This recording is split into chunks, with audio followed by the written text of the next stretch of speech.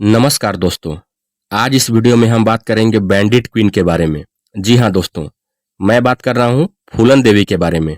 मेरा नाम है चिंटू तिवारी। तो चलिए बिना देरी किए हुए शुरू करते हैं। फूलन देवी का जन्म 10 अगस्त 1963 में भारत के उत्तर प्रदेश के जालौन जिले के गोरहा का पूर्वा गांव में मल्लाह जाति में हुआ था। फूलन देवी की माता का नाम मूला और पिता का नाम देवी दीन था। फूलन देवी की 4 बहनें और एक भाई था। दोस्तों, फूलन देवी के जो पिता थे देवी दीन, उनका एक भाई था जिसका नाम था बिहारी लाल, और बिहारी लाल का एक बेटा था जिसका नाम था मयादीन। जहां पर फूलन देवी का घर था वो इलाका चंबल की घाटियों और खड्डों से भरा हुआ था, जिसके कारण यह इलाका डाकुओं के लिए उपयुक्त था। मतलब यहाँ डाकुओं को पुलिस प्रशासन से किसी तरह का कोई भी खतरा नहीं था। इस इलाके में डाकुओं का पूरी तरह से दबदबा बना हुआ था। फूलन देवी का परिवार बहुत ही गरीब था। फूलन देवी और उनकी बहनें जलाने के लिए गोबर के उपले बनाती थी। दोस्तों, फूलन देवी के डाकू बनने का जो कहानी का शुरुआत होता है वो कुछ इस तरह है।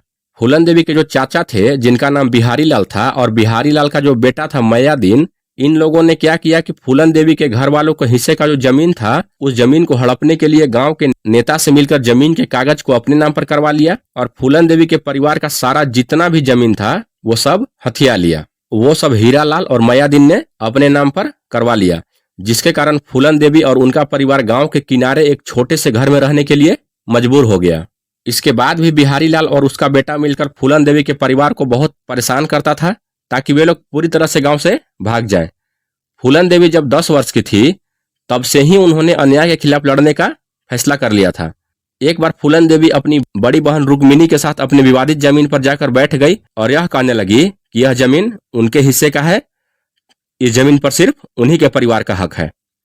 और उस जमीन पर जितना भी जो अनाज उगाया गया था, जिसमें कि चना का खेती हुआ था, उसको उखाड़ने लगी और उसको उखाड़ कर खाने लगी।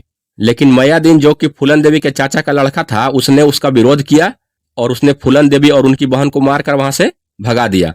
घटना के बाद फूलन देवी के माता पिता ने उनका शादी करने का फैसला किया। शादी पुतीलाल नाम के व्यक्ति से तय हुआ।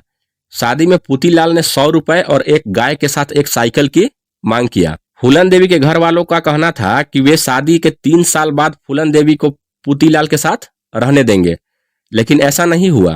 पुतीलाल, जो कि फूलन देवी के पति था, वो 3 साल तो बहुत दूर की बात है, 3 महीने के भीतर ही फूलन देवी के पास आ गया और फूलन देवी को अपने साथ लेकर चला गया। पुतीलाल का जो उम्र था वो फूलन देवी की उम्र से 3 गुना ज्यादा था, और जब वह फूलन देवी को अपने साथ ले गया तो उसने फूलन देवी के साथ जबरदस्ती यौन संबंध बनाए, जिसके कारण वो बीमार पड़ गई। और बीमार पड़ने के बाद जब फूलन देवी के माता पिता को इस बात का पता चला तो उन्होंने क्या किया कि वो वहां पे गए और फूलन देवी को अपने साथ लेके आ गए और उन्हें अपने दूर के रिश्तेदार के यहाँ पे रहने के लिए भेज दिया। जहां फूलन देवी को भेजा गया था रहने के लिए रिश्तेदार के घर पे, वहां फूलन देवी का मुलाकात कैलाश नाम के व्यक्ति से हुआ, जिसका हाल ही में शादी हुआ था। लेकिन वहां भी फूलन देवी नहीं रह पाई, क्योंकि उस आदमी की पत्नी नहीं चाहती थी कि फूलन देवी वहां पे रहे। फूलन देवी वापस अपने माता पिता के पास आ गई। इस बार जब वे अपने माता पिता के पास आई तो उनके गांव के नेता का बेटा फूलन देवी पर मोहित हो गया। लेकिन जब फूलन देवी ने उसका विरोध किया तो वह नेता का बेटा फूलन देवी के परिवार के साथ मारपीट करने लगा। इस कारण फूलन देवी को वापस उनके पति पुतीलाल के पास भेज दिया गया। लेकिन इस बार जब फूलन देवी अपने पति के पास वापस गई तो वहां एक अलग ही सीन चल रहा था। जो उनका पति पुतीलाल था वो तब तक वहां पे दूसरी शादी कर चुका था, और पुतीलाल की जो दूसरी पत्नी थी उसने फूलन देवी के साथ बहुत ही बुरा व्यवहार करना शुरू कर दिया, जिसके कारण फूलन देवी के पति ने सालों बाद फूलन देवी को घर से निकाल दिया और यमुना नदी के किनारे लाकर छोड़ दिया। एक बार फिर फूलन देवी को वापस अपने पैतृक घर लौटना पड़ा। इधर फूलन देवी के चाचा हीरा लाल का जो लड़का मयादीन था वो उनके परिवार को आए दिन परेशान करते रहता था, और एक दिन जब फूलन देवी के परिवार के हिस्से में जो जमीन था उस पर एक नीम का पेड़ था, मयादीन उसे जबरदस्ती कटवाने लगा, और फूलन देवी भी वही थी। तो फूलन देवी से यह सब चीज बर्दाश्त नहीं हुआ और उन्होंने इसका विरोध किया और उन्होंने मयादीन को पत्थर फेंक के मारा, जिसके कारण उसके चेहरे पर चोट आ गई और उसने पुलिस केस किया, जिसके कारण पुलिस ने फूलन देवी को अरेस्ट कर लिया। बाद में जब पुलिस ने उनको छोड़ा तो उन्होंने बताया कि पुलिस स्टेशन में उनके साथ बहुत ही गलत हुआ, पुलिस वालों ने उनके साथ खूब मौज मस्ती की और उनको बहुत मारा भी।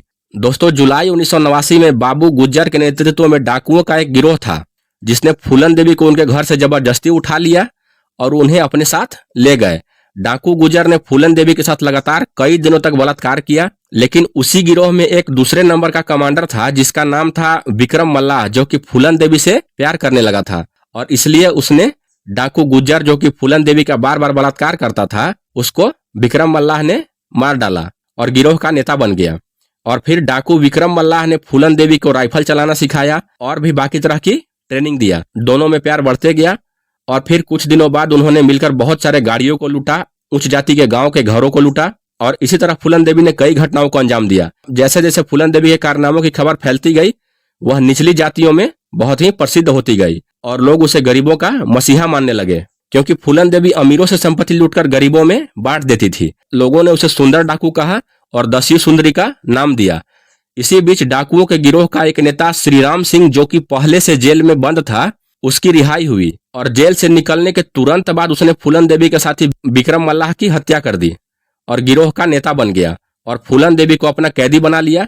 उसके बाद वह फूलन देवी को बेहमई नाम के एक गांव में ले गया, जहां उसके साथ अन्य ठाकुरों ने बार बार लगातार फूलन देवी के साथ बलात्कार किया। इतना ही नहीं, उन्होंने फूलन देवी को बिना कपड़ों के करके गांव वालों के सामने अपने लिए कुएं से पानी तक लाने के लिए मजबूर कर दिया। लेकिन बाद में जब फूलन देवी वहां से भागने में सफल रही और जब वहां से भाग गई तो उनकी मुलाकात मान सिंह नाम के डाकू से हुई, जिनके साथ मिलकर फूलन देवी ने अपना नया गिरोह बनाया। अपने गिरोह के साथ बेहमई लौट आई और उसने लाउड स्पीकर से ऐलान किया कि गांव वाले उसे राम सिंह को सौंप दे, जिसने फूलन देवी को बिना कपड़ों के करके गांव वालों के सामने बेइज्जत किया था। और फिर फूलन देवी ने पूरे गांव को लूटा और जब राम सिंह नहीं मिला तो उसने गांव के अन्य 22 ठाकुरों को उठाया और यमुना नदी के किनारे ले जाकर 22 ठाकुरों को गोली मार दिया, जिसमें से 20 ठाकुर मर गए और 2 जिंदा बच गए। बेहमई में इतना बड़ा नरसंहार के बाद फूलन देवी बहुत ही ज्यादा प्रसिद्ध हो गई। इतना बड़ा नरसंहार होने के बाद उत्तर प्रदेश के उस समय के जो मुख्यमंत्री थे वीपी सिंह, उनको इस्तीफा देना पड़ा। फूलन देवी के ऊपर कुल 48 अपराधों का आरोप लगाया गया, जिसमें अपहरण, लूटपाट, हत्या आदि शामिल थे।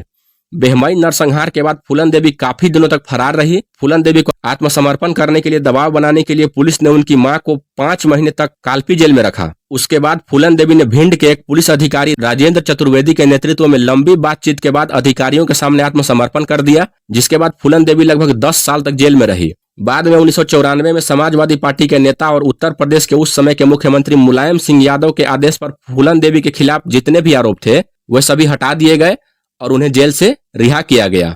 जेल से रिहा होने के बाद फूलन देवी समाजवादी पार्टी में शामिल हो गई और 1996 में आम चुनाव में मिर्जापुर से सांसद बनी। फूलन देवी ने 1994 में ही उमेद सिंह से शादी कर ली थी। सब कुछ सही चल रहा था। समय बीतता गया और वो समय आया जब फूलन देवी का हत्या हुआ। बात है 25 जुलाई 2001 का। दिन के 1:30 बज रहे थे, यानी कि 1:30 हो रहे थे। फूलन देवी अपने नई दिल्ली स्थित आवास में उनके घर पर थी। तभी घर के बाहर से 3 अज्ञात हमलावरों ने फूलन देवी पर हमला किया और गोली मारकर उनकी हत्या कर दी।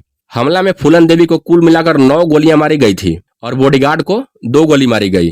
गोली लगने के बाद फूलन देवी को हॉस्पिटल लाया गया, जहां डॉक्टरों ने उन्हें मृत घोषित कर दिया। दोस्तों, जब फूलन देवी की हत्या हुई थी तब उनकी आयु मात्र 37 वर्ष की थी और वह सांसद के रूप में कार्यरत थी। फूलन देवी की हत्या के बाद दोनों सदनों का काम 2 दिनों के लिए रोक दिया गया था और उनका अंतिम संस्कार किया गया। दोस्तों, आपको हमारा ये वीडियो कैसा लगा हमें कमेंट करके जरूर बताएं। फूलन देवी के बारे में आपका क्या कहना है हमें कमेंट करके ये भी बताएं। अगर वीडियो अच्छा लगा तो हमारे वीडियो को लाइक कीजिए, हमारे चैनल को सब्सक्राइब कीजिए। आपसे मिलते हैं एक और नए इन्फॉर्मेशन से जुड़ी हुई इंटरेस्टिंग वीडियो के साथ। तब तक के लिए राधे राधे।